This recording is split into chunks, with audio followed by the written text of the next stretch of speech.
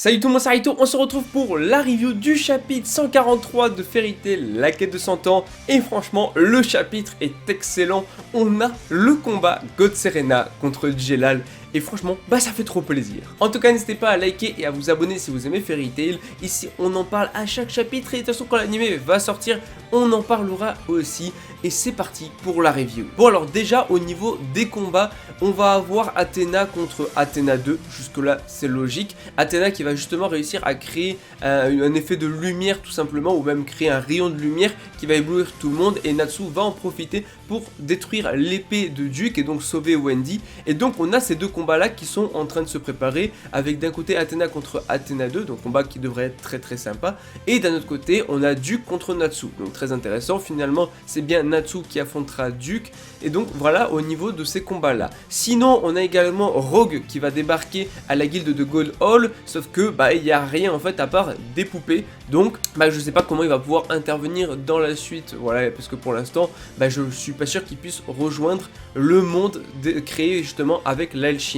Donc on verra si Rogue joue un rôle ou non, ou voilà, dans l'arc peut-être pas finalement. Sinon, aïe aïe aïe, le combat tant attendu entre Jelal, le personnage incroyable, et God Serena. Et oui, on voit enfin la puissance de God Serena, je suis trop content. Et en fait c'est là qu'on voit que finalement les autres mages sacrés n'étaient pas si faibles que ça, juste God Serena est au-dessus. On rappelle que God Serena a mis KO Gajil sans aucune difficulté, il a même pu, il l'a massacré, il a failli le tuer, et donc là il va dominer globalement Jelal, donc c'est une dinguerie qui est en train de se passer. Et en plus on commence directement avec God Serena qui donne un coup de pied, un double coup de pied à Jelal en plein dans la face.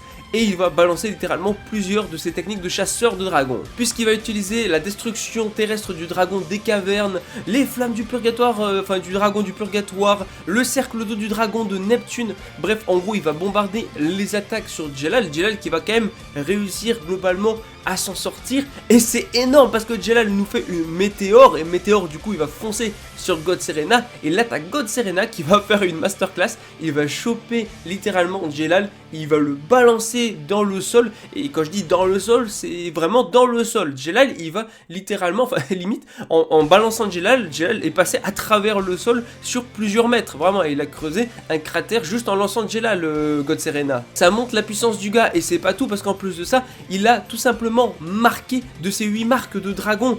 Jelal, 8 dragons qui vont déchirer son corps avec leurs griffes. Il va utiliser la technique, la mort glorieuse des 8 dragons, explosion de zinzin, juste énorme. Vraiment God Serena extrêmement puissant, il a littéralement balancé une attaque de fou. Enfin tu m'étonnes que Gajil ait perdu face à un gars aussi puissant, et c'est ce que je voulais pour le personnage de God Serena, parce que oui, il n'est pas plus fort là qu'il ne l'était à l'époque. Ça montre que effectivement God Serena n'est pas à prendre à la légère juste parce qu'il s'est fait one shot par Acnologia. Non, God Serena est vraiment extrêmement puissant.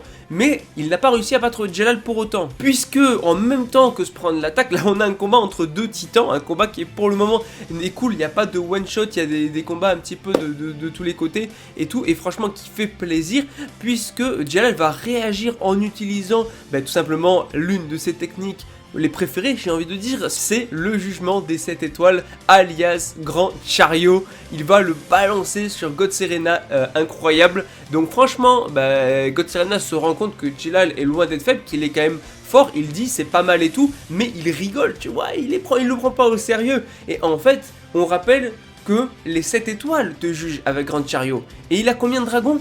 8, donc c'est ouf ce qu'il va faire, puisque les mâchoires des 8 dragons vont dévorer sa magie, donc 7 mâchoires pour 7 dragons qui vont dévorer chacune, une par une, les étoiles de l'attaque de Jelal du Grand Chariot, ce qui fait que finalement les étoiles du Grand Chariot vont être dévorées par la technique Achiryu Orange, donc les 8 crocs du dragon déchaîné. Donc en fait, la magie de Jelal se fait dévorer littéralement, les étoiles se font dévorer, sauf qu'il a un 8ème dragon. C'est pas pour rien que c'est God Serena alias Hybrid Theory alias le Dragon Slayer aux 8 Lacrima. Franchement c'est énorme, et il a encore le 8ème dragon, le dragon des ténèbres, qui lui va attaquer directement Jelal, qui va prendre ultra cher par le coup de God Serena, et il est en mode c'est l'heure du grand final, le dragon des ténèbres dévoilera tes péchés. Alors en vrai, pourquoi ramène-t-on toujours Jelal au péché? Parce que c'est vrai qu'à un moment, on attend la conclusion de Jelal, c'est qu'il accepte totalement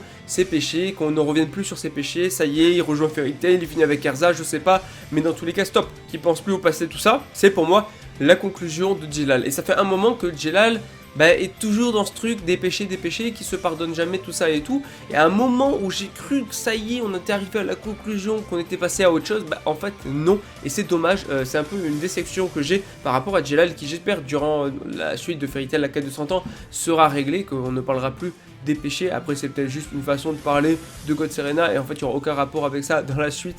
Et d'ailleurs God Serena qui reprend ses yeux noirs, incroyable. Hybride théorie, voilà. Non, franchement, j'espère qu'un jour on aura plus d'infos aussi sur God Serena, pourquoi pas, d'où il sort ces 8 lacrymas. Parce que bon, après, le père de Luxus avait bien récupéré une lacryma qu'il avait mis dans Luxus. Bon, peut-être en fait juste enfin, je sais pas déjà qui les a implantés sur God Serena, mais peut-être juste le gars il en a acheté 8 et parce que oui, on peut les acheter, il y avait un trafic à l'époque des lacrymas qu'on avait vu, mais peut-être il en a juste pris 8, il les a mis dans God Serena. Mais comment God Serena a-t-il pu être assez. Enfin, déjà, God Serena est super puissant parce qu'en vrai, avoir 8 lacrymas en lui, il faut quand même les supporter, et je suis pas sûr que n'importe quel personnage puisse supporter 8 lacrymas d'anti-dragon à l'intérieur de soi, hein, voilà. Bon, en tout cas, c'est un combat qui est vraiment très très bon. J'attendais des gros combats comme ça parce que pour moi, l'arc du labyrinthe était vraiment le summum de ce qu'on avait en termes de pur combat dans Fairy Tail la quête de 100 ans, et je suis content parce que pour l'instant, le combat God Serena Jelal commence bien.